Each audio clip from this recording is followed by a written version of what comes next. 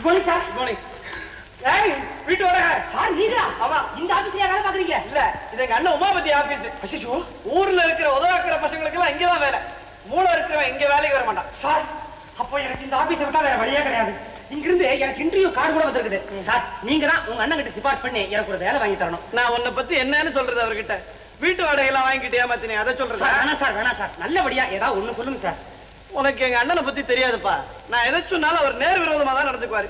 நான் வேலை கொடுன்னா கொடுக்க மாட்டாரு, கொடுக்காதேன்னா கொடுப்பாரு. நீ அவர் ரூமுக்கு போ, நான் வந்து பேசி ஒரு விதமா வேலையை வாங்கி கொடுத்துறேன். நிச்சயமா வரேன் சார். ஏய், லேடி டைபிஸ்ட் இடம் இப்படி போ. ஏன்பா உமாபதி இருக்கானா?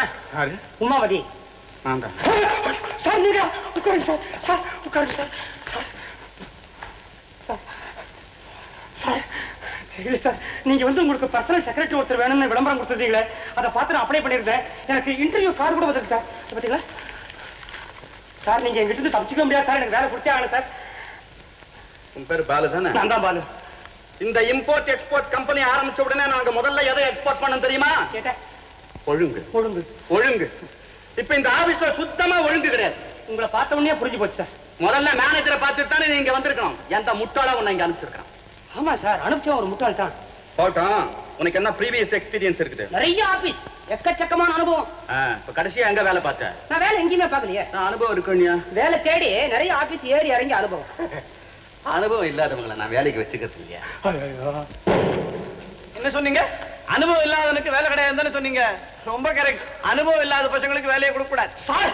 சம்பந்தம், நீ எங்கடா இங்க வந்த? சும்மா ஆபீஸ் டயத்துல வந்து என் கழுத்து அறுக்கிறேன். ஏதாவது சிபாரிசு இருக்கா? சிபாரிசா ஒருத்தர் பண்றேன்னு தான் சொன்னாரு. ஆனா இப்ப மாறிட்டு இருக்காரு. அந்த ஆளு வெளியே வரட்டும், பல்ல கலட்டுறேன். அது யாருப்பா அவரு? பைத்தியம் சார், லூசு. இவன் மாதிரி இந்த மாதிரி வாய் கொடுக்காத பசங்க ஆபீஸ்ல சேர்க்கவே கூடாது. ஏடா நீ எனக்கு அட்வைஸ் பண்றியா? ஆமா, புத்திசாலியா இருக்கிறவங்க கொஞ்சம் துடிதுடிப்பா இருப்பாங்க.